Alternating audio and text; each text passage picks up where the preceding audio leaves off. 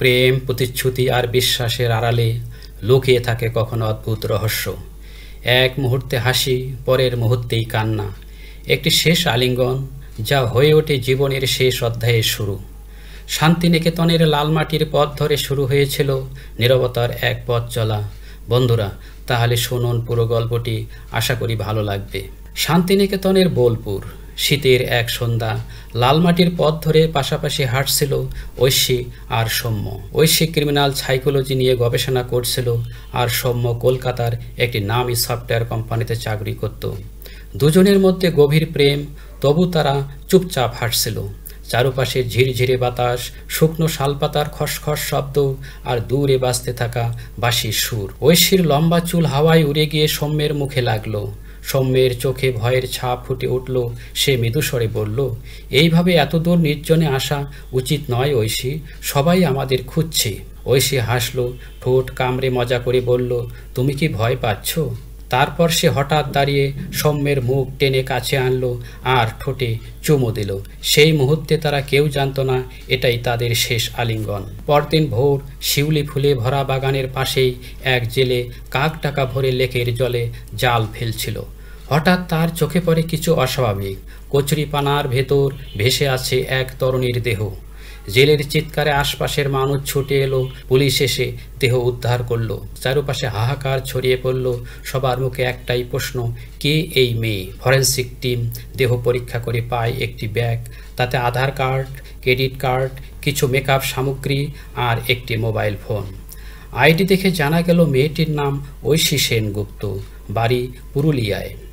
খবর পৌঁছে গেল ঐশীর পরিবারে। বাবা মা শোকে ভেঙে পড়লেন। পুরো বোলপুরে ছড়িয়ে পড়ল অন্ধকারের ছায়া। মামলার দায়িত্ব নিলেন লালবাজার গোয়েন্দা দপ্তরের অফিসার অর্ণব রায়। প্রথমেই সন্দেহভাজন হিসাবে উঠে এলো সৌম্যের নাম। অর্ণব সৌম্যকে জেরা করলেন। সৌম্য জানালো, পার্টি শেষে আমি ওকে ফ্ল্যাটে নামিয়ে দিয়েছিলাম, তারপর সরাসরি বাড়ি ফিরেছি। কিন্তু সিসিটিভি ফুটেজ অন্য কথা বলল। রাত 2টার সময় দেখা গেল সৌম্য আবার ঐশীর ফ্ল্যাটের নিচে আসে, মোবাইল থেকে ফোন করে, আর কিছুক্ষণের মধ্যে ঐশী নিচে নেমে তার সাথে চলে যায়। এরপর থেকে তার আর কোনো খোঁজ মেলেনি। সবাই ভাবতে লাগলো খুনি সৌম্য। কিন্তু অর্ণবের মনে কোথাও একটা অদ্ভুত প্রশ্ন জেগে উঠল। তদন্তে নতুন মোড় আনলো এক তথ্য। সৌম্যের ছিল যমজ ভাই, নাম সৌরভ, যিনি স্থানীয় রাজনীতিবিদদের ঘনিষ্ঠ সহযোগী। অর্ণব খতিয়ে দেখলেন ফুটেজ, ফোন কলের টাইম, বাইকের রেজিস্ট্রেশন আর চলাফেরার ভঙ্গি, সব যেন সৌম্যের সাথে মিলে। তবু কোথাও একটা অস্বাভাবিকতা আছে।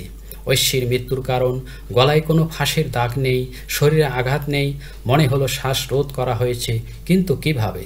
অর্ণব বুঝলেন এটা প্রেম ঘটিত খুন নয়, বরং এর পেছনে আছে অন্য কোনো ষড়যন্ত্র। অর্ণব তার কলেজ বন্ধু শান্তিনিকেতনের মনোবিজ্ঞান বিভাগের অধ্যাপিকা ঋতুপর্ণা ঘোষ এর সাহায্য নিলেন। ঋতুপর্ণা বললেন, যমজ হলেও তাদের আচরণে সূক্ষ্ম পার্থক্য থাকে।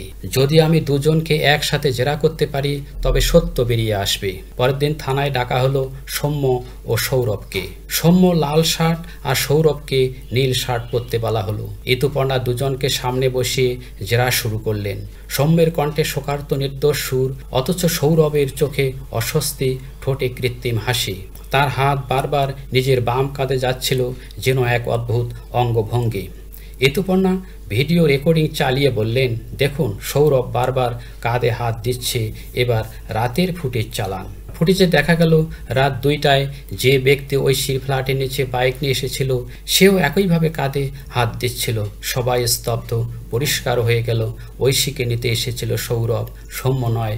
অর্ণব নির্দেশ দিলেন সৌরভকে গ্রেপ্তার করার। জেরায় সৌরভ স্বীকার করল, ঐশীর গবেষণার সময় সে এক প্রভাবশালী নেতার অপরাধমূলক ভিডিও হাতে পায়।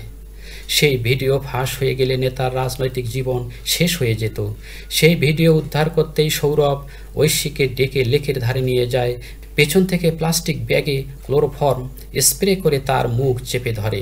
কয়েক সেকেন্ডের মধ্যেই ঐশী নিস্তব্ধ হয়ে যায়। মোবাইল থেকে ভিডিও ডিলিট করে সে দেহ লেকের জলে ফেলে দেয়। সৌরভ ও রাজনৈতিক গডফাদারকে গ্রেপ্তার করা হলো। ঐশীর পরিবার পেল ন্যায় বিচার। রাতের বেলকনিতে দাঁড়িয়ে অর্ণব ও ঋতুপর্ণা নীরবতায় চেয়ে রইল আকাশের দিকে, হাতে হুইস্কির গ্লাস। অর্ণব বললেন, তুমি কিভাবে বুঝলে সৌরভই খুনি? ঋতুপর্ণা হেসে বললেন, ঘড়িকে অনেক উপরে তুলতে গেলে মাঝে মধ্যে সুতো একটু ঢিলা দিতে হয়। তদ্রূপ সত্য নিজেই একসময় ধরা দেয়। দূরের আকাশে পূর্ণিমার চাঁদ আলো ছড়াচ্ছিল, যেন ঐশী রাতরা চুপচাপ তাকিয়ে আছে। সত্য যতই আড়ালে রাখা হোক, একসময় তা মুখোশ ছিঁড়ে বের হয়।